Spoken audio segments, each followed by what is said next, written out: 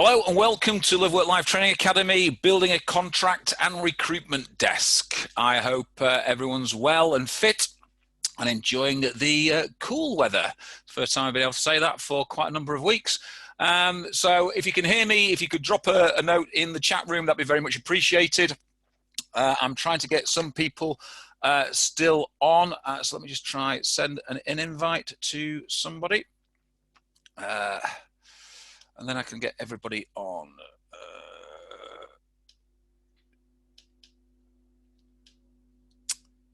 It is not allowing me to invite.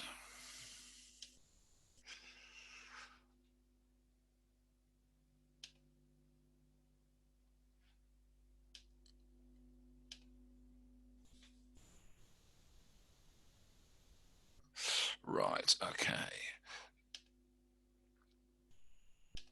So, glad to see so many people can hear me. That's much appreciated. Thanks for all your comments there. Good to see you, Siobhan. I hope your headhunting call went well. And I had to cut me short, which is not a problem.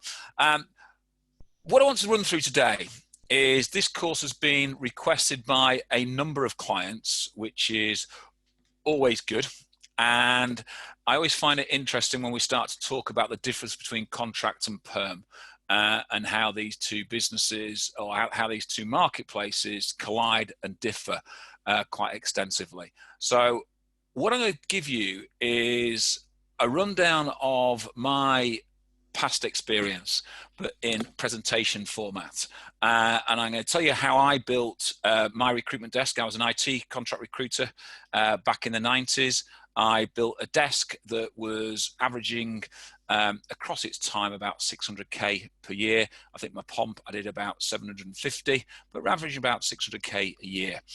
And to me, lots of things have changed with how we do recruitment, but the core basics still remain the same.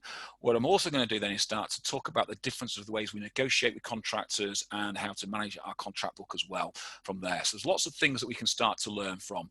So I'm still going to give a couple of minutes as people start to come in. There's still quite a lot of people coming in. It's been quite a very busy webinar, which is good. I hope that's not due to the weather. I hope that's due to the actual topic. From there. If, as always, if you want to ask any questions, if you just want to pop a question in the question box, that would be great. And as we look through, we're up to quite a fair amount, so we're well over sort of 80% of the people in now, so let's kick off. So the objectives of today's course, to me, are very straightforward. I'm going to look, first of all, at the product. I'm going to look at our pitch. I'm going to look at our profile. I'm going to look at what we publicize. I'm going to look at what we partnership. I'm going to look at the process that we need to be doing. There's going to be a second half of this course. As we started to put the course together, on Sunday, I put the course together. When I came to sort of rerun the course this morning, I'd had a couple of issues with our system. So there's a second course to come, and I'll give the objectives of that course as we get across there. So the objectives, as we start to move into what objectives, is that first of all, when you start to build a recruitment desk, you really need to know your product. And your product, obviously, is your candidate base. You need to know, well, first of all, and you need to decide whether or not you're going into a niche market or you're just going to go generalist. And I will say this through all my experience looking at all contract recruiters, those who go niche and those that go super niche are the ones that tend to bill big. And when I say super niche, I remember working with a consultant who was billing, I was billing anywhere between 6.5 to 9-10 grand a week in billings. I've created a contractor who was actually, he was originally my resourcer and went off and worked for somebody else and then came back and worked for me. And he built himself an 18K a week order book. Yes, that's right. £18,000 a week contract order book. And that was based on being niche, very super niche, you know. And if you start to look at that, that's all new business. That's not key account. That is about a new business order book. He understood that he had to get into a technical market, and he understood his technology extremely well. And when I say technical market, you can look at anything from a technical thing. It could be building, it could be IT, it could be finance, etc. What is the technical market like, and what the technical market has got to offer you? He was actually in IT, but he looked at that and then broke it down into an uber niche and started to really build his market from there. He worked on geographical location, so he liked to keep himself very, very close, as I did. I had a very, very small geographical location that I worked in and built in, and then I started to look at the industries and how I could cross-filter across industries. So when you start to decide on your niche, you've got to really start to think of those three things, because it's those three things that start to see whether or not there's visibility in what you're doing and that you can actually build a contract desk from there. When we talk about doing due diligence, I also want to know the number of clients with large contract or large temp teams in my area. I want to know who they are. I want to look at what they do because I want to see what the opportunities that potentially are for me. I want to sort of also know the candidates in my geographical region, especially for temp more than contract, because contractors tend to be a bit more transient. But certainly, I want to know my geographical mix of clients and contracts. Can each market feed each other as we go? I want to know my competition. And I generally spend a lot of time looking at my competition. Not that I want to compete with them. I don't class them as competition. What I actually class them is as adversaries. And if I can help grow my marketplace and I can help them grow their marketplace, then it means there's a bigger marketplace for me to go at. So I never look at them as a competition. I want to know what they're doing and what they're offering because I want to know how I can beat them. But I also want to make sure that they stay in business to a certain degree, because if everyone goes out of business, it either says that the marketplace isn't worth working, or there's something wrong that's going on. So I class them as adversaries. I do not class them as competition. I want to look, as I said, at the longevity of my marketplace. Is it moving? When I started my recruitment career, when I first started, everyone was doing IBM mainframes and ICL mainframes. And every time I found a client, then someone would put their hand up, so that's my client. There was no CRM to a certain degree. It was all Rolodex. That's my client. You can't touch it, even though I knew that no one had spoken to the client. So I found my niche, and I went into a niche called AS400, which was the precursor to really sort of desktop PCs. And so it only lasted for about 5 or 6 years, really, as a pomp market. Although there's still lots of companies using the AS400, but in its prime, it only really sort of lasted for that. So looking at longevity of your marketplace is really important on what's going out. And then you need to know the laws that will affect your contractors and your temps. And we'll go on to laws a little bit later on, but I'm not going to labor it on laws because I don't think this is the right sort of marketplace to talk about that. But you need to understand what will affect your contractors and temps from a legal perspective to make sure that you are compliant, your business is compliant, your clients are compliant, and your contractors are compliant. Because the last thing you want is the HMRC coming back and sniffing around your marketplace because you are not compliant, and then it ripples all the way down the line. So once we've got past the product, okay, we need to start to build our product. And building our product is really, really important. We need to build a really good candidate database. And that means your CRM needs to be absolutely pristine. Everything that goes on your CRM is really important. It's said, and there's lots of stats about this, that 6 out of every 10 placements made in the UK last year, out of those 6 out of the 10, they were already on somebody's CRM, but they were paid for a second or third time. And generally that's because people can't actually understand their CRM. They can't search on their CRM. They're a little bit more lazy, and contractor consultants are very different to perm consultants. It's all about speed. It's all about getting to your candidates first. So the first thing they do is they advertise the job. They start to look at the job, get it out on the job boards, okay, to get candidates coming back to you. And they seem to forget the CRM. And if 6 out of 10 people are already on your CRM, then wow, you're paying for loads of people twice, but think of the time that it's taking between you putting a job advert out and people replying to you if you have candidates already on your CRM. So making sure your CRM is searchable is really important. So grading your candidates and putting them properly on the CRM is absolute paramount for a success. To make sure you can access the candidates quickly. If I don't have to advertise a job, I will never advertise a job. It means I can provide candidates quicker to my client without extra expense and without adding extra time into my recruitment process, and also without alerting my competition that I'm looking for people. So I'm spending most of my time stripping CVs when I first start. I stripped CVs, and this was the day before the internet. I was asked once by my boss, why are you in so early constantly? And I was getting up early in the morning, I was going training, and then I'd meet the postman at 7 to 7:30 outside our office. I'd meet the postman, I'd open all the mail, and I'd take all the CVs out. I'd strip all the data off those CVs, so when I was starting work at 8:30, 8:45, and people were coming in to start their day, I already had all the data and I was already calling people, so I was already ahead of the game. I always want to make sure I get referrals from every candidate I speak to. Getting referrals from candidates means you start to grow your marketplace. Every contractor will know another contractor. Every contractor who knows another contractor will know more than one contractor. So getting referrals is really important. Lots of consultants, point blankly, forget to ask for referrals. The more you ask for referrals, the more your name gets around the market. The more your name is around the marketplace, the more you'll dominate your marketplace. And references, taking references for contractors is really important. If you've got a really good reference on contractors, it can shorten the recruitment process and certainly shorten the interview process. If you're getting references, you're also getting leads for other clients that use contractors. So referencing contractors is really important. And if you want to make sure that you have a good, clean contract book, I recommend that you do all of those things constantly. I'm going to talk about interviewing candidates a little bit later on and the difference about interviewing candidates compared to permanent candidates and what we need to be doing with them. But I always think we should be meeting most of our candidates face to face. So at the moment we can meet them via video, we can meet them over the phone, okay? But if we qualify our candidates thoroughly, we need to meet them face to face.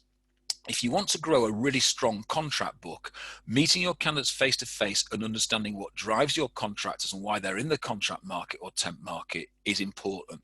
If you understand their skills and you understand their strengths, it means when you go back to your client, you can really sell your contractor properly to your client.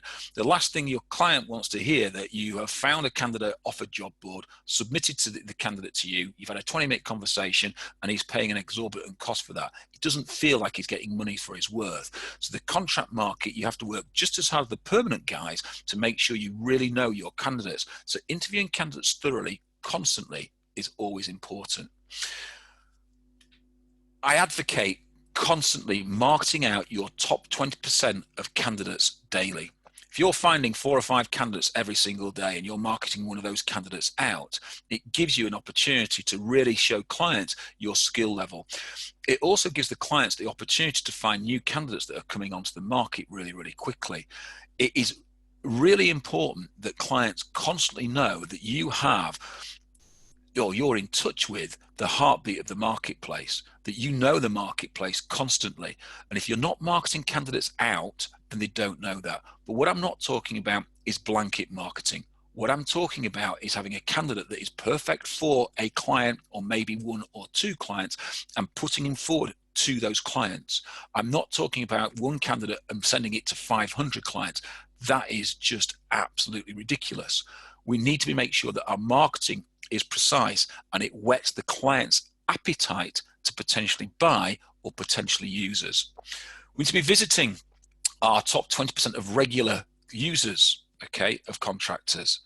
And we also need to be regularly meeting our contractors at the same time. So if you go onto client site, meet contractors, tell contractors that you're going. Doesn't matter whether they're working for you or not. Tell them that you're going to be on site and meet them. It's another opportunity to create opportunities, okay? We need to know the difference between margin and markup, and that has a massive effect on your pounds and your percentage. And again, I'm going to cover market and margin a little bit later on. So, market to your candidates. We need to daily on social media putting posts out to our candidates that are contract specific, talking about your marketplace, talk about what's happening in your marketplace. You want to be seen to be an influencer in your marketplace. So if you're sending posts out daily on social media to them, they're seeing you constantly. They know that you have work for them and they'll approach you when their time is right, where their contract is coming to an end or their temp period is coming to an end, they will start to contract you, okay? An area that very few people market to is your own CRM. And if we go back to my first point on this slide, your CRM is really important. So marketing out to candidates on your CRM is critical. You could be sending industry news, your latest jobs, You might find that you're sending your latest jobs, candidates are coming back to you and saying, I'm not currently available, but this person is. And I found if I started to market to my candidates and talk about what's going on in the marketplace, I got far more interaction with my candidate base because I felt ingrained in the market and they felt that I was influencing the market and was helping them understand what was going on. I'd call all my candidates in my database, try them on a monthly basis. So I'd have a top 200 clients, candidates, which I'm going to talk about still later on, in my database, which means I was calling candidates constantly, understanding what's going on in the marketplace. If you really want to understand the marketplace, yes, you can understand it from talking to clients, but if you really want to understand the heartbeat of the marketplace, you need to be speaking to your candidate marketplace. You understand what's going on, how rates are fluctuating, how some clients are doing this and other clients are doing that. What is actually happening there? Once you understand that, you get a far better understanding of the marketplace. So focus on your contractors who are on assignments for you, but those assignments are coming to an end. You want to know whether you can place them elsewhere. You need to arrange meetups. Okay, and as I said, if I'm going out to client site, I'd always speak to contractors that I know was on that site to meet them, either introduce myself or have a conversation with the contractors that are already working with me. But nowadays, it's very easy to arrange proper meetups where you get lots of contractors in a room and we can discuss certain things. Certainly at the moment, talking about IR35 and the working regulations, etc., just before COVID came in, would have been really important because a lot of contractors were worried about that. But what a great opportunity to really embed yourself truly in your marketplace by meeting up with your candidates. And the big thing that I found, which was very different to what the market is like, is I was always very honest with my candidates. So I'd always give my contractors outstanding service. So I'd call them on a bi-weekly basis. I'd call them constantly just to keep in touch with them. A lot of contractors that I'd spoken to would always say, the only time I ever hear from my agent is when it comes to extension time. The only time I ever hear from my agent is when they need something. So I would always keep in contact with my contractors. I created a relationship with my contractors, which enabled me to build a bigger contract base because they felt they trusted me. I always tried to make it easy for my contractors to do business with me. So I was helping them constantly to do business with me. So helping them with their timesheets, helping them with their invoicing, helping them with any way that I could. And to give you an idea on how that was, I had one contractor who was an absolute stickler for pounds, shillings, and pence. And he would constantly write to me and say, my system rounds down, his system rounds up. And at the end of every month, I would owe him a penny. The way his system rounded up, he was a penny out and we were a penny up. And so I would instantly sellotape a penny to an all with compliment slip and post it back to him and saying, thank you. It was just to make it easy for him. So he'd have that penny there for himself. And that was just a simple thing, but it meant that I gave him the ultimate service because he was really concerned about this penny. And so I tried to look after that as much as I could from there. Building trust is really important. But what I will say is this now, trust no one, but never show it.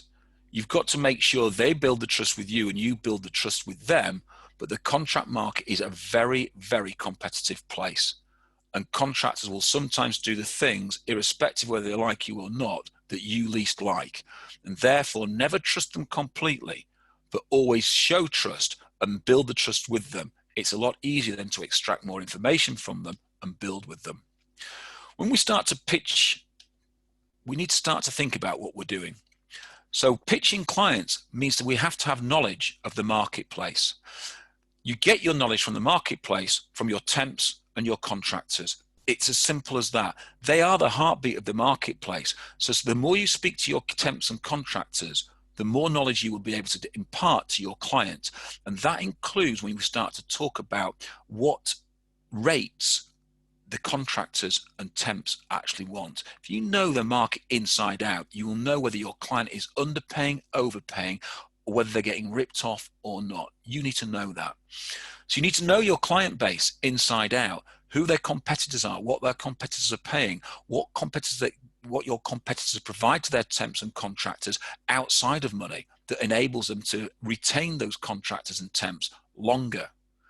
You need to know your candidate base. So when you're speaking to candidates on the marketplace, you can start to relay knowledge of that client back to them, including mentioning names of people within that client.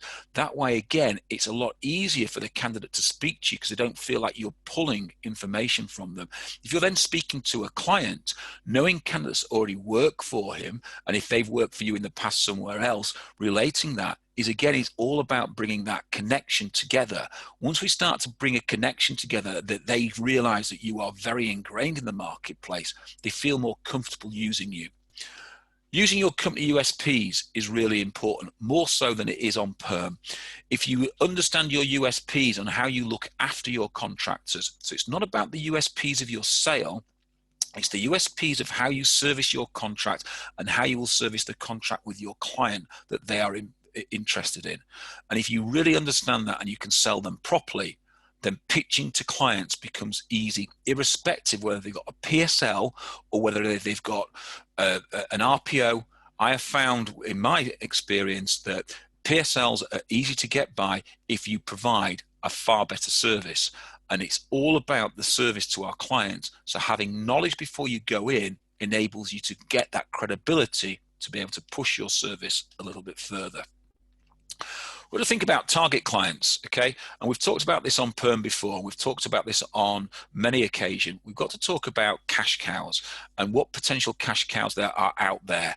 And if we start to look at our cash cow, you've got to start thinking about the clients that have lots and lots of use of contractors. Now, they might be big blue chip companies. They might be smaller aid companies. But if they're using volume worth of contractors and temps, we need to be in touch with them. They will have a supply chain. It's how you break into that supply chain. So they may be targets that might take 3, 6, 12, 18 months to break into. They could be an NHS type organization that may have a framework. It might take you 2, 3 years to break into. But if you know who they are, then they are worth constantly pursuing, because as soon as you get into that and you can get a volume of contractors, as long as it's the right fee and margin, then they become a true cash cow and it can help you to accelerate your building. But you've got to really look for the cash calves, ones where you can start to manipulate the client and you can get clients on exclusive deals. Once you start to get a client on an exclusive deal, you can start to grow your contract volume quickly. And again, that's all about the knowledge that you work. If you build strong loyalty with your clients and you build a strong client base, guess what? Clients talk to other clients. And in this day and age, they are talking more and more together. We have meetups with clients constantly, and they talk about who our agencies are good and who agencies are bad. I found that marketplace, because I was working purely in the IBM AS400 marketplace, they would meet their IBM rep quite regularly, and my IBM rep would mention my name to lots of people. Why? Because he was hearing my name constantly. I was one of the only people in my marketplace that I understand that he said, I actually called to find out what you were doing because I seem to have contractors on all his sites. So he would call me to get more sort of understanding of the marketplace. He said I was only one of 2 agencies in the north of England that he spoke to. And there was hundreds of agencies at the time. So creating a contractor loyalty base, a client loyalty base, means that they will spread the message for you, and your message by word of mouth becomes more powerful. We talked about 6 degrees of separation. Clients who know other clients and can introduce you expedites your process. Candidates that know other candidates who then speak to the client who know about you, again, expedites your process. So networking your client and your candidate marketplace becomes really important, okay? And don't be afraid to sack clients that pay you slowly, clients that don't pay you, clients that are a pain to deal with, don't sign contractors' timesheets, etc., etc. Don't be afraid to sack them, because remember, the candidates are only working there because they're getting paid to work there, okay? If you're not getting paid by the client and it's taking a long time to get paid by the client, then you're eroding your margin constantly. And that is the last thing that we want to be doing, is eroding margin. So know your pitch, okay? You should be able to know your pitch and be able to pitch your client in 2 minutes. You should be able to differentiate your service offering from other agencies. You need to build and review your service offering with your clients. So if you're talking to your clients constantly, you should be upgrading your offering constantly and enabling them to do business with you easier. It is so important. The easier you make it the client to work with you by automating things and changing things, the more they will want to work with you. And the more they want to work with you, the harder it is for them to walk away. So ensuring your clients are compliant and safeguarded against the law is paramount. Again, I've seen so many clients fall foul of the HMRC, disguised employment, AWR, etc., etc., because the agency hasn't protected them. And that is a real black mark on the agency. So we need to make sure we get into that straight away. So when we pitch clients, okay, on a daily basis, we should be pitching businesses. And I mean every day. If you want to prevent that boom and bust in contract market, we need to pitch every day. And I always advise in pitching in blocks. So when I start to pitch, I'd switch my internet off. I would switch my, well, the days before the internet, I would stop people calling me. I wouldn't take calls from candidates on clients. I would block my diary out and I would tell people, do not put calls to me. I am pitching. And I would pitch to clients for a certain length of time. Then I would pick up. If there was anything urgent, then fine. But usually I want to pitch in blocks. I wanted to get a rhythm. I wanted to keep that rhythm and I wanted to pitch high constantly. I would prepare each call meticulously so I knew exactly what I was talking about. If I'd met the client before, I knew exactly what the hot buttons to press on that client was. I'd practice my pitch constantly and I would be altering my pitch so to make sure that I wasn't just degrading my own skills by being lazy. So I'd always practice my pitch and I would always develop it, as I said, constantly and continually, upgrading it to make sure I wasn't missing out on anything. I was also making sure that if my competition, I'd heard that they were offering something slightly different, could I beat that? Could I achieve that? What can I do? So constantly I'd work on my pitch. Contract is a lot of failures. There is a lot of failure in contract. And if you don't learn from your failures, then you're not learning at all. So you have to learn from your pitches and learn what's going on in those failures. Learn how to close. Closing permanent is a long process. Contracts sometimes can be a very, very quick process. So you've got to learn to close your client and close them hard. And that's closing right from day one. So closing is a real paramount importance. And you have to learn to overcome objections. There are lots and lots of objections to overcome when dealing with a client. So you've got to work hard on those and keep refreshing yourself on new answers. You need to send your terms and conditions to every client that you've pitched. There is no point working a contract job if you have not sent your terms and conditions. You know, it is a harsh market out there, and I've seen some very, very, very dodgy things done by clients and by agencies in this marketplace. Having your terms and conditions upfront signed is paramount before you start working. Never work a position without those terms and conditions. It is just folly. You're just opening yourself up for problems. Market your best candidates daily to the clients that you've spoken to that you know have things that you either want to break into or they have projects coming up that you want to be a part of. By instantly highlighting your capabilities to them, by presenting candidates in the marketplace that are available to them now, whets their appetite. They want to know that they can do that. And that's why I'm saying being precise in who you market is really important, because if you send a candidate that doesn't match their skills, it means you don't understand them. If you don't understand them, why would they use you? Visit your clients regularly. I hear this constantly from clients and from contractors. They are never visited by their agency. We need to make sure we're out there doing it all the time. And learn the true meaning of urgency and delivery.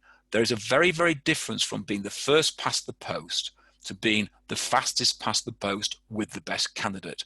Urgency is really important. It's interesting now, I was talking to a client the other day about the differences. I'm mid-50s now and quite happy to say so. The difference between my age group and the younger generation. We seem to be more urgent. You know, I get a contract job at 5 to 12. I wouldn't take lunch. I got a contract job at, 5:29. I wouldn't go home until I found 2 or 3 candidates. Now people seem to go home.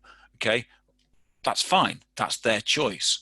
my comment would be, I want to deliver to my clients. Urgency is about taking the opportunity to find the best candidate the quickest past the post, not just the fastest candidate, because they're not always the best. So spending time developing your candidate marketplace is really important. In this modern day, profile again is really important, and profile happens two ways. What does your profile look like, both personally, business, and company wise? Because it's not just about the client anymore, it's about the client and the candidate. So if there's lots of things on social media and there's lots of things on the internet about you personally not being a great consultant, or your business not paying, or your company being slow or still using paper, etc., and this gets put on lots of contractors' forums, all of a sudden you're degrading or derailing yourself from the marketplace. So your profile has to be really good. So if someone Googles you, what would they see? What would they see if they Googled you? Would they see a professional outfit? Would they see a uniformed outfit? Would they see someone who's up to date in the marketplace? Or would they see something completely different? Never underestimate the power of your profile. You need to be approachable, and you need to be putting things out there in the marketplace. And therefore, your profile is important, and what you do with your profile constantly, and especially through this period of lockdown, what we publicize every single day in the contract market is really important. For every job you put out, we should be putting things out. It's a modern world. We have to engage with our audience, okay? In my time, when I started building my contract base, there wasn't the internet. So I went to clients' sites and I talked about what was happening in the marketplace. I met contractors in pubs and I talked to them about what other people were doing. I talked about what the market was going. So I had an absolute engagement with my client base, both candidate and client. I didn't just post jobs on social sites. I'd write white papers and I'd send them out in the post to my candidates. And when the internet came on, then I'd email them out from there. But I'd send interesting things and talk about articles. I'd give them market information. I wanted everyday topics of interest that were interesting my candidates and helping my candidates. That way, I embedded myself further in the marketplace. So news is really important. And there's a couple of questions here about, will IR35 eventually come back? Yes, they're going to refresh it in 12 months' time and it will come back. You know, Mr. Sunak, as much as we love him and what he's been doing for the marketplace, he'll want his money back and he'll want it back quickly and he'll look at it any way that he can get it. And therefore, IR35, I think, is one of those things that will come back. But it's been said it won't come back for at least another 12 months. So, David, that's what we're looking at. It's not going to be retabled until next year. So next April, it could be very well back in the marketplace from there. You need to post daily. You need to subscribe to the industry news feeds and get the industry news feeds in there. There's loads of news feeds out there about every single part of every industry. And if you can subscribe to those things and then post those news feeds out to your candidates and your clients, giving them market information, whether it be posting out to your CRM, posting out over social media, it will give you lots of information. And it should only take you 5 minutes of a day to actually create a post and get that post out there. But the power of that post is unbelievable if you do it constantly. If you're doing lots of it, automate it. It's so simple, but you need to keep in front of your audience daily. And nowadays through social media, it's so much easier than it was in my day to keep in front of your audience. So I implore you to do that, okay? If you do all those things, it provides you with a massive amount of market information, but it also provides you with a massive amount of leads. And leads are what we need to sort of get into and drive into. So we need to work in partnership. Okay, so you need to connect with influencers in your market. So if you're working with a big supplier or a big user of temps or contractors, then you should be talking to other clients about that person, because they know if you're supplying them, then you should be supplying. They should be taking you as a supply partner, because they know you've got the candidates in the marketplace. If you're working with trendy clients, etc., all these things you should be working with. Therefore, tagging into their social media posts really sort of opens up, commenting on their social media posts, okay, says these guys are working together. It helps you. I never quite understand why people on, certainly on their websites, won't put the names of the clients or the logos of the clients that they're working with. Wow. You know, I was working with people like Next, Nissan, Ventura, British Rail, Halfords, etc. Huge, great companies. And my agency wouldn't allow us to put those on the internet, on the website, when websites came around. And I wanted it because I wanted other clients who were in that same network to see that I was working with these clients. Wow, because they are big names. And if you're working with the big influence in the marketplace, then other people will do that. It's about increasing your circle of influence. So you need to partner with your clients. What else can you offer them outside just temp or contract recruitment? What else can you help them with? And that is a really big thing when it comes to, we're going to talk about later on about being compliant. That is really important. Partner with your candidates. The candidate journey is really important. And if you partner with your candidates and you partner with your clients, you'll be partnering with your marketplace. Create meetups, do webinars, be a service provider, okay, and work from there. So very quickly, the process, because we've got lots to cover still. The process is very, very straightforward, okay? You need to learn the basics of recruitment and learn them well. You need to know your target audience before calling. You need to have a plan every day and be organized in contract.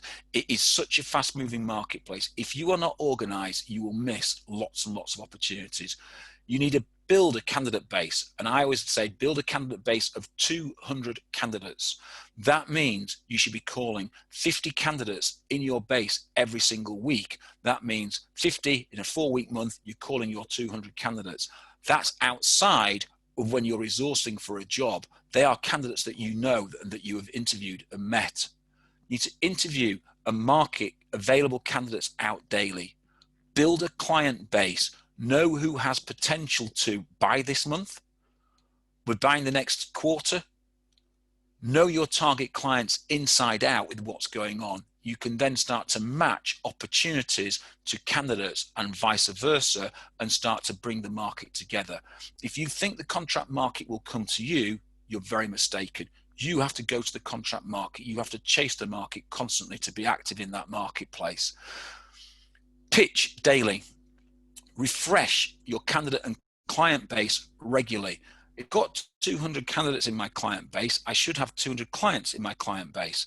But I should also be throwing out the candidates that may be on a 12-month project, so I don't have to speak to them on that much a regular basis, but I still need to speak to them.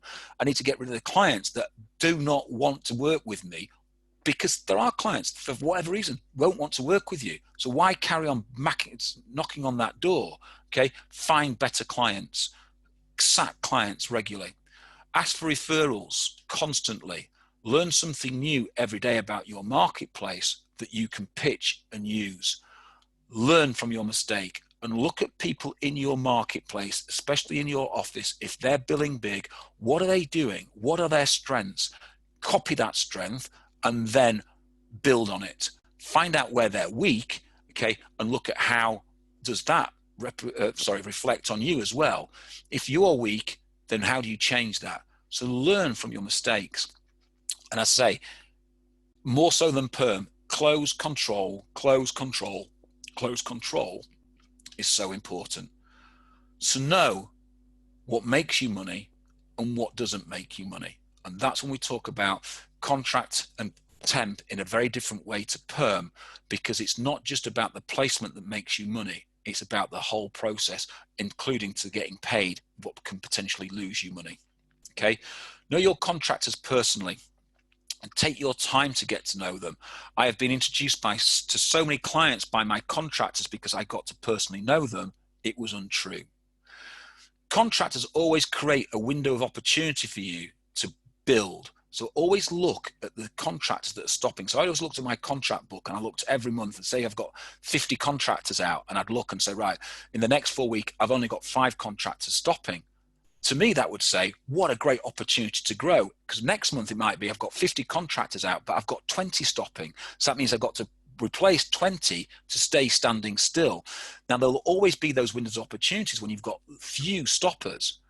you've got to work really hard. So if you're evaluating your business further down the line, and I always looked 3 to 6 months down the line of my contractors and where they were stopping, I could start to see windows formulating, and therefore I'd work really hard, because if I found a window when I had very few stoppers and I suddenly grew massive amounts of placements in there, then all of a sudden I'd grow my order book very, very quickly. So knowing when these stoppers are happening and addressing them early is really important. So you've got to review, regroup constantly. Know your numbers inside out.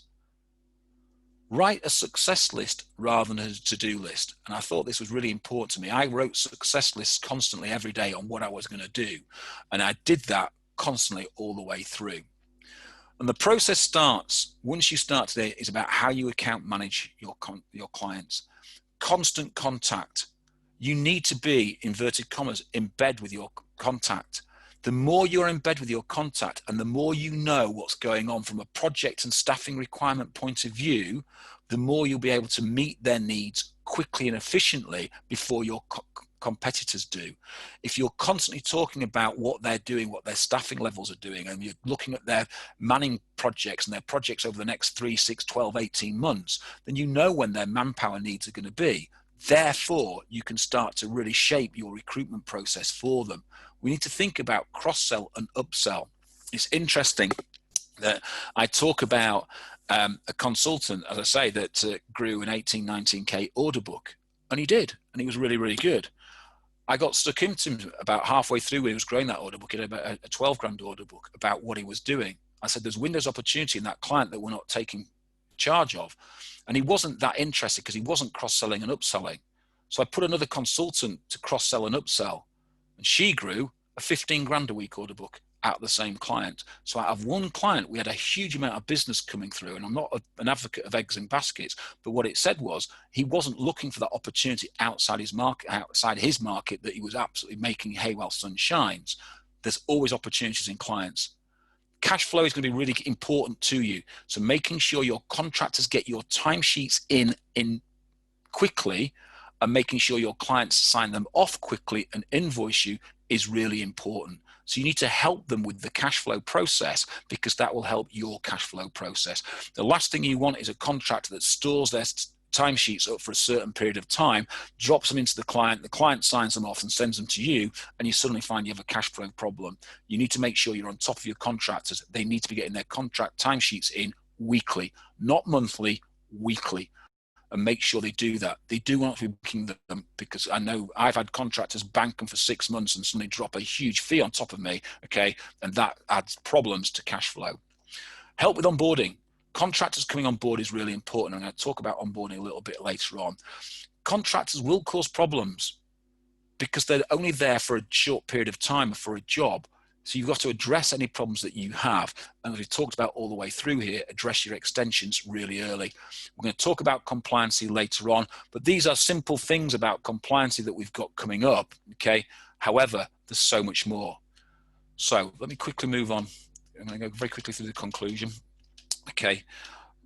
Because interviewing and negotiating with contractors is very different. So let's just very quickly move into this process. So we're going to work on some of the difference. So some people might understand, why is it interviewing and negotiating with contractors different?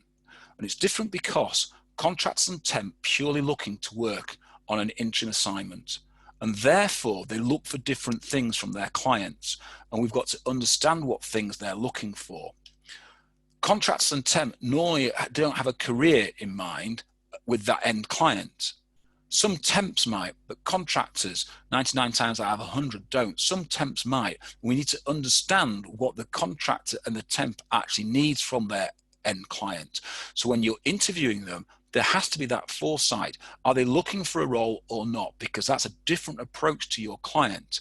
The last thing you want is a contractor on site, oh, well, I could come work perm for you, and cutting your contract short. You want to make sure that you're maximizing your contract constantly. Contracts and temps get paid in different ways to permanent staff, and we need to understand those different ways. And contracts and temps are governed by different legislation, which the agency needs to be compliant with to ensure that you're compliant and then everyone in the process is compliant. And clients look for different attributes from contractors and temps. But the question now is, should they? And when I'm talking about attributes, normally what clients recruit on is skills and then fire on behaviors, or get rid of the contractor on behaviors, or don't renew the contract because of behaviors. If we can look at what the perm market does about behavioral matching, and we can match contractors, then having contractors on site longer is more beneficial to you. If you can then take that contractor and behaviorally match them to another client, it means that you can start to move contractors around the marketplace. And moving contractors around the marketplace becomes an art. And there's too many people that just let their contractors stop and dissolve and don't actually place them into a second or third contract. I had contractors working for me for 5-6 years on the trot in 4 or 5 different sites. You know, I have some contractors that worked for me for nearly 10 years, you know, and never moved site. And that's because they enjoyed what they did. They got offered more money elsewhere. But I'd look for the attributes where the candidate and the client fitted each other really, really well. And it meant the contractor felt more obliged to stay because they liked the work they were doing. So it's interesting when we start to talk about those type of things. So contractors normally run a limited company or work via an umbrella company, where temps normally get paid by the PAYE model via an agency or via an umbrella company. And the difference there is because what we've got to understand is cash flow becomes king on this. A PAYE model normally gets paid weekly. A limited company normally gets paid monthly. So cash flow changes in your marketplace, how that works. Contractors used to want to get paid weekly. I'd always try to push my contractors to being paid monthly, but submitting weekly timesheets. Why? Because it's less cost from you, which means you can utilize the margin better. You're making more profit. If you've got a slim margin, but you're paying your contractor weekly, then the cost of paying that contractor comes out of that margin. So if you only pay them once rather than 4 times, then it becomes a better commercial process for you. Temps get paid, and I'll talk about how temps get paid later on, but we need to make sure that they are compliant and they are receiving the right things from a PAYE point of view, an NI point of view, from a pension point of view. You're covering all the aspects of that, and your umbrella is. The last thing you want is them falling foul somewhere.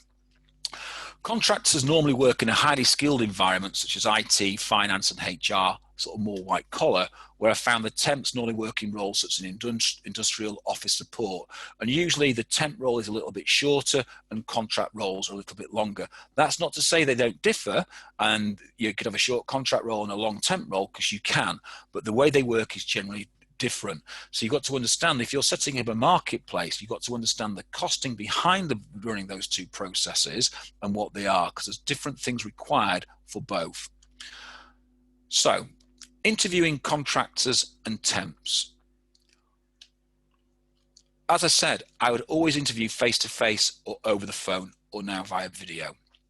And the difference between interviewing a permanent candidate, it was interesting. I sat there in a contract office, and next to us was the perm team. And I would listen to how my contract consultants were interviewing candidates. And I was sat in the middle, and I would listen to how my perm people would interview candidates. And I worked out very, very quickly that the perm candidates got a far better service from their agency, where the contractor guys, we were trying to push a contract interview through in about 10-15 minutes. We just wanted to know the bare basics. You know, we want to know, can they do the job, and will they do the job? And that was it. I worked, if I could then combine them both and mix and match and do a semi-perm interview, but in contract style, then I got a far better fit to my client.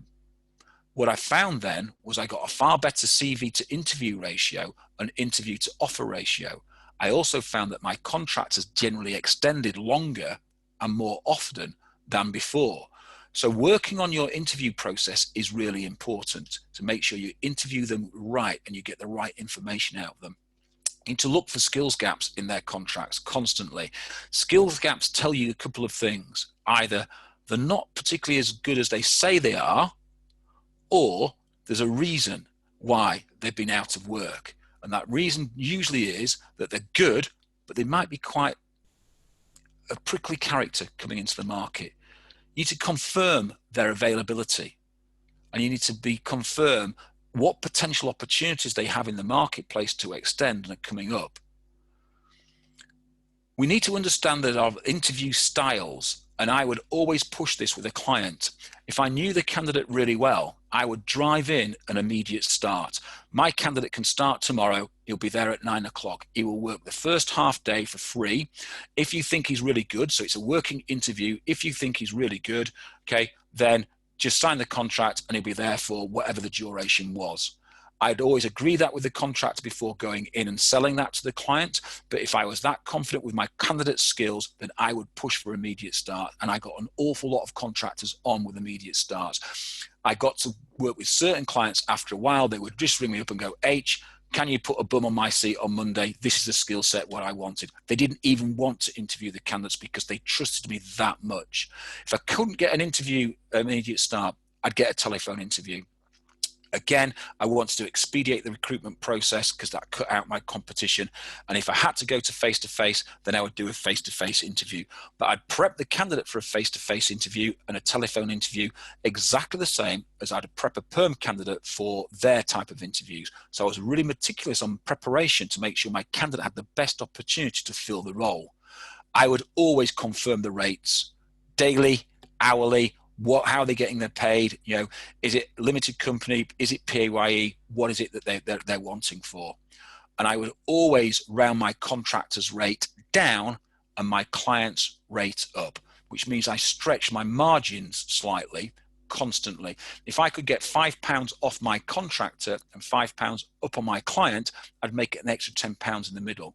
If I've got a fixed margin, I'd want to try push my client's rate up constantly. Then I can afford to pay the contractor slightly more, and that means I get more. So I'd always look at ways that I could manipulate my margin and work from there.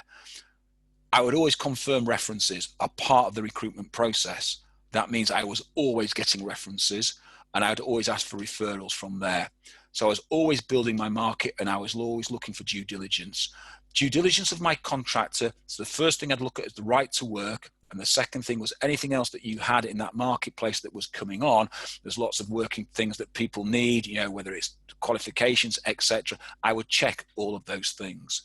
So negotiating with a contract is very different to negotiating with a perm person, with a temp. So we understand the difference between markup and margin. And I'm not going to labor this point, but if some people want to ring me up afterwards, then we can have a conversation about it. Markup, okay, is what you put on a product. So I have a product here, is a phone. That phone will have been a cost to produce, and therefore Apple put a markup on that to sell it, okay? Sorry, a margin on that to sell it. That's a margin. We put a margin on that to sell that phone, okay? A markup is on a service. So we are providing a service. So we take our percentage off what the client is going to pay us. So if you want a 20% margin, that is actually a 25% markup. So if you mix those up and you put a 20% markup in, you're going to be losing money. So you've got to make sure we know exactly what it is. Clients will play the game. They'll say, happy at 20%, you need to confirm whether that is markup or margin.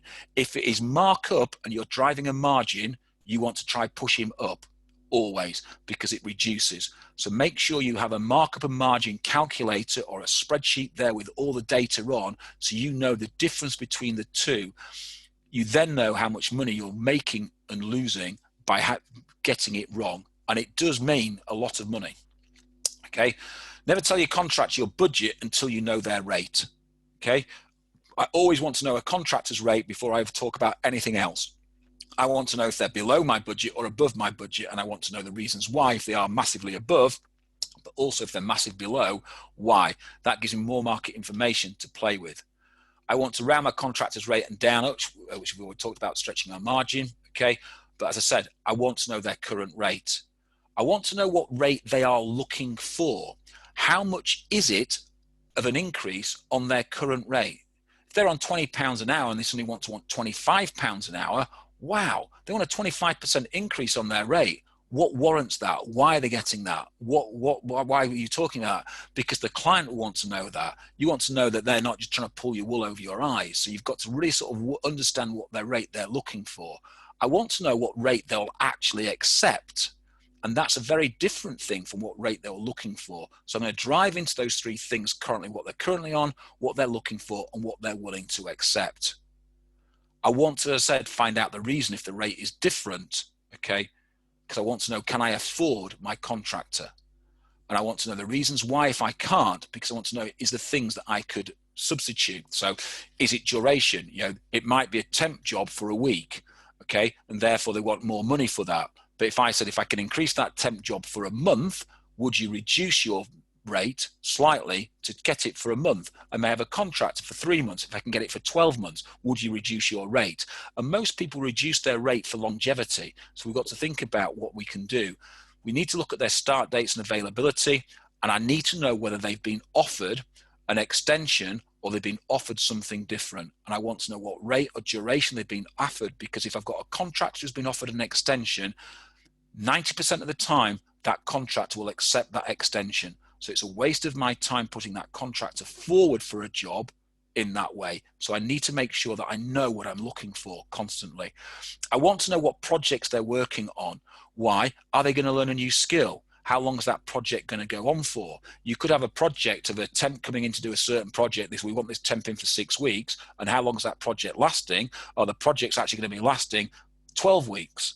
What's going to happen after 6 weeks? Does his job finish? Oh, no, we might want to extend him. Well, why not just take him for the full duration and stop messing about? Because the possibility of losing that candidate in the middle of that would be more detrimental to the project than them getting a short-term contract. So we've got to start to think about the project duration and what can we do. Contractors tend to never get trained, and neither do temps. Okay, they'll get the basic training if they're going into a certain industry style, etc., but they never get that advancement training. However, some clients will offer that. And again, we can negotiate rate for that, or we can make the contract sound more appealing if they're going to learn a new skill. Because learning a new skill means that when they come out of that process, they can up their market rate somewhere else. So there's an opportunity there if they have training that you can negotiate rate and pull that down. And again, we need to confirm all our assignment details in writing before going forward. Okay. And if you get asked about your margins, be honest, okay?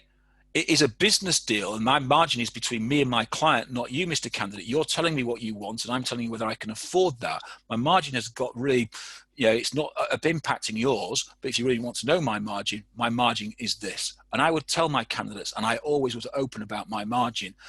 I never went above 25%. Why? Because I thought sometimes going to 30% was just wrong, okay?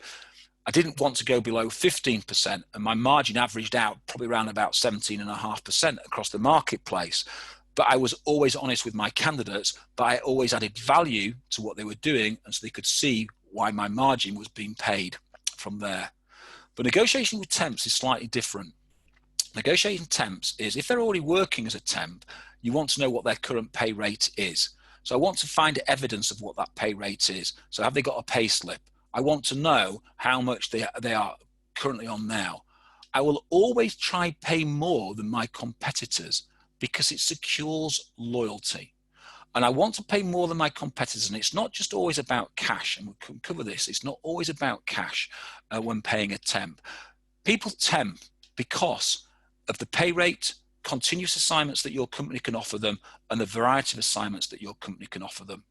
So if you really want to secure loyalty, we've got to understand what benefits they're receiving from their current agency, as in holidays, pension, sick pay, overtime, and what other benefits. Because if you're providing a really good benefit package, your pay rate might be similar or less, but the benefit package outweighs that. They're getting far better benefits from you. So you've got to look at what benefit packages and what pay rate that you're offering. And if you can pay more and have a better benefit package than your competitors, then you will own the marketplace, because temps will want to always come and work with you, and therefore they will always gravitate towards you.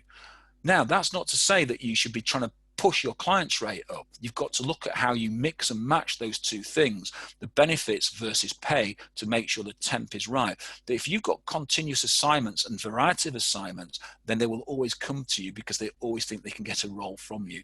So it's important that you would start to look at what your marketplace looks like. So if you're working a generalist marketplace and you're jumping from one area to another area, then you can't provide each individual temp with a continuous assignment or variety of assignments. So you've got to think about what that looks like to them.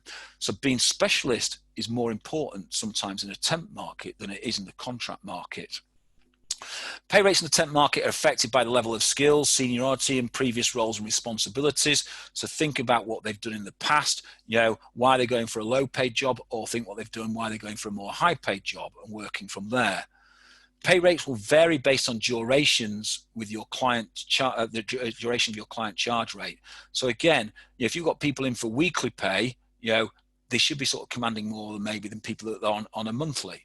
You've got to look at what's going on and you've got to push your client accordingly. Can you reduce your client's pay overall by saying, if you give a longer term contract or a longer term assignment, you can get that. So it's all about negotiations. So negotiating with your temp is really important first and foremost. And again, as I said, start dates, duration, availability, and flexibility on a temp is really important. You have a client, I have lots of clients going, I want 50 people tomorrow for this, I want 25 people tomorrow for this. You want to know that these people are flexible and when they can start, and you want to make sure that they are trustworthy and they will start and do what they say they're going to do. Okay. Looking for wins and selling up. Okay. Always ask a contractor and a temp about the usage on their site. And this is why I like to go and visit mine. I want to see the usage. I want to identify clients that are one-off and using temps for one-off, cash calves and cash cows. I can suddenly find a client that I didn't think was really very big and all of a sudden get on site and find, actually, this could be a potential cash cow. So I'd always work with my contractors and my temps, finding out what their usage is. Do they use it in other areas other than the area that I'm talking at? So I'm always trying to upsell and cross-sell. As I said, I address my extensions early because I'm looking for growth windows constantly. I want to know where they are. If I address my extensions early with my candidate and I can get my candidate to sign on the dotted line, then it's a one less candidate that I have to replace. I also want to know if I have a genuine finisher, when they are finishing, and where else can I place them. If I can place them elsewhere and I can follow them around the marketplace and hold on to them, guess what? That is a really great skill and it's a really great selling point to candidates. I can almost guarantee that at the moment I'm placing 90% of my temps in a secondary position after they finish their first position. It means they'll come back to you. It means they'll keep talking to you constantly. So we've got to make sure that we're addressing their finishers early and we're looking for people or places that we can actually place them. Hence, pitching clients every day in our niche is really important from there. Always ask who else they know. Always ask a candidate who else they know, who else they know, and who else they know. The more candidates you have in your database, the more candidates that you meet, the more candidates that you know, the easier it is to build a marketplace. Ask your candidates to introduce you to their boss. Now, that sounds a bit strange. It might be someone that you're not working with. You might have been working with HR, so can they introduce you? If you're speaking to a candidate that hasn't worked for you, can they introduce you to their boss? That might be a new point of contact in a new client. It might be a new point of contact in an existing client, but can they introduce you? Can you give the high level of service that the candidate feels confident and at ease introducing you? Then you've got a really good service if your candidate is introducing you in that way. Give away information for free. It's worth nothing to you, but it could be the world to the candidate. So giving information, market information, what's going on for free, helping them things like with IR35 and AWR and all the other sort of working things that are out there is really important. That's marketing at its best. And if you can give that type of things away, candidates really appreciate that. And always willing to give advice to a candidate. When they pick up, take the time to talk to them. When you're talking to them, always give the best advice. Always look for an advantage. Upsell the duration, upsell training opportunities, upsell potential of full-time employment. Always look for an upsell opportunity that the client might give you and the candidate might give you. The candidate's really ingrained with the client. You know, I've converted IT contractors into permanent employees and got them really good salaries, okay, because they were so ingrained with the client. You've got to look for those opportunities, okay? Make sure your terms and conditions are right. And here's a true story. I had a load of candidates working for a client. The client sold their service desk to an outsourced provider. The outsourced provider came and said, we're terminating every contractor and we're going to employ them ourselves permanently. And you're out of the market, you're out of the fee. And I said, that's great, but you should read my contractor's contract. They're not allowed to work for you for 12 months. And if they do work for you for 12 months, then they need to pay me a certain amount of money. I'm going to terminate them all now, which I did. The client came back and then paid placement fees for all of those candidates. And that was before AWR, and AWR changed lots of that, by the way. But it was in my contract, so I made sure my contract was watertight for best for me, but also best for my candidate, best for my client. Can I onboard candidates? Temps, I would always onboard them on the first day to make sure they've arrived and make sure they're there. Contractors is a slightly different one. They're more professional. And sometimes I find that when I speak to contractors, they find it insulting that an agency rings them up before, you know, on the morning of the start date to make sure they've arrived. Well, you'll know they haven't arrived because your client will call them. But to them, they just think it's rude. You're just chasing money, just making sure there that you're getting your cut and you're making your there. I always call them on the Friday at the end of the first week. Why? Because I can then talk them through the timesheeting process. I can help them to deliver their timesheets because every timesheeting process is different, whether they've used ours before or not. I will help them with that. It makes them feel a little bit more, you know, part of the business, part of what's going on, because I'm helping them do those things. And as I say, keeping regular contact with your candidate over the phone, face-to-face, always show empathy and work with them constantly. So compliancy. These are all the things that I started to write down, and I thought, I'll write these down. These are all the things that we have that we need to be compliant with, etc. And it get on and on and on, and the list was going on. So I could talk to you about compliancy, and I could talk to you for hours about compliancy. Every contract agency and every temp agency on this call will have different compliances with their clients. It is your job to ensure that you keep people compliant. If we look at IR35, the tax implication now is at your doorstep when it was before at the client's doorstep. You know, you look at the working time directive. The working time directive now will mean that certain certain temp positions may be able to go permanent after 12 weeks without paying a fee. So we've got to look at lots of different things. All of these things change constantly, and you need to make sure that we are up to date with them constantly. So keeping compliant is important. So if you're just starting off in the recruitment market, and I helped an agency probably about 6 months ago who started off and they suddenly found themselves in a little bit of hot water because they weren't compliant, the client wasn't compliant, and the candidate folded his business, and the HMRC was having a bit of a sniff around of what was going on. And so we had to get every candidate and every client compliant really, really quickly. And because they'd been a permanent shop before and had an opportunity to place contractors, they took it, which they should do, but they didn't realize the work behind that. So what I'm saying is every person on this call, if you are working contract and temp and you as the consultant don't understand your compliancy, then you need to go away and find out now. Speak to the people within your business about compliancy, what it means, etc. And if you don't feel you're compliant, Google it. If you're part of the REC or you're part of ABSCO, go talk to them about compliancy to make sure that you are absolutely up to date with what's going on, because if it comes back and bites you, it could be a very, very expensive mistake. And that includes everything. The one thing I've not put down on here is GDPR. I spoke to a client today about GDPR. GDPR could be a really big compliancy thing for us if we get it wrong. So we've got to make sure we're doing everything right.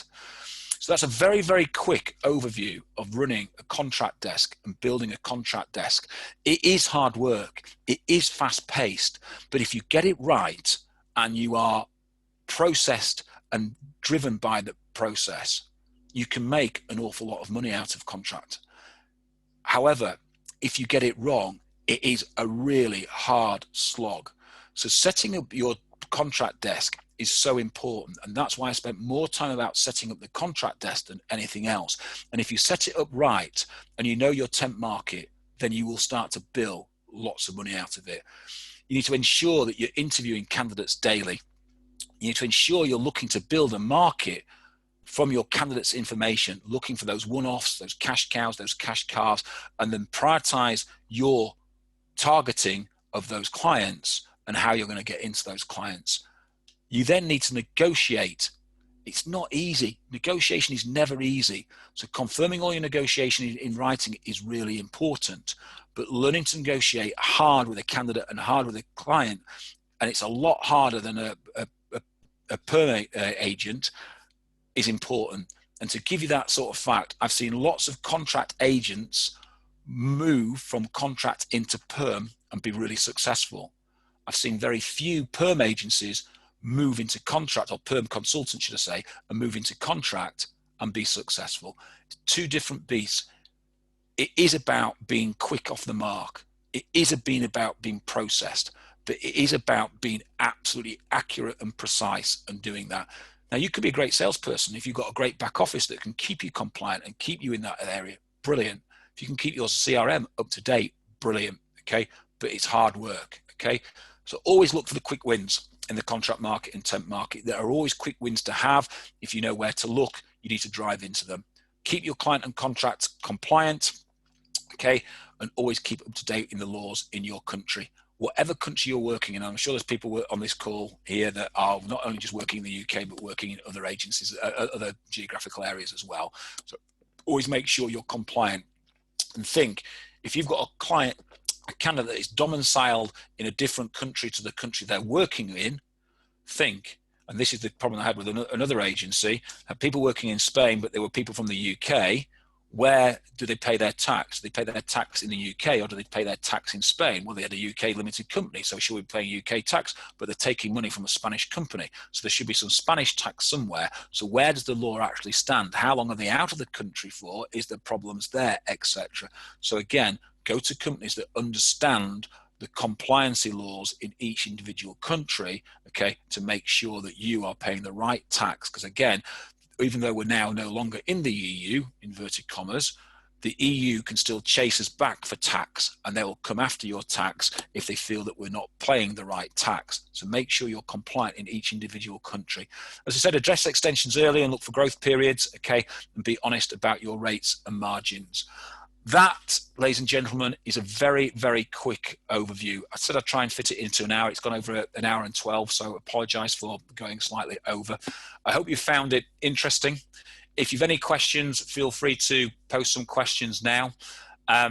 If anyone wants a more personal conversation about this, because it's quite a hard one to sort of get into contracts, especially if you've never done it before, or if you're in a contract market and you want to really extend yourself in the contract market, I'm always happy to have a conversation from there. Siobhan, thank you for your comments, much appreciated. If no one's got any questions, I bid you a good afternoon. I hope it's not raining where it is where you are. It's throwing it down where I am. And I wish you a happy Wednesday and have a super week. And I look forward to seeing you all next week. Thank you very much.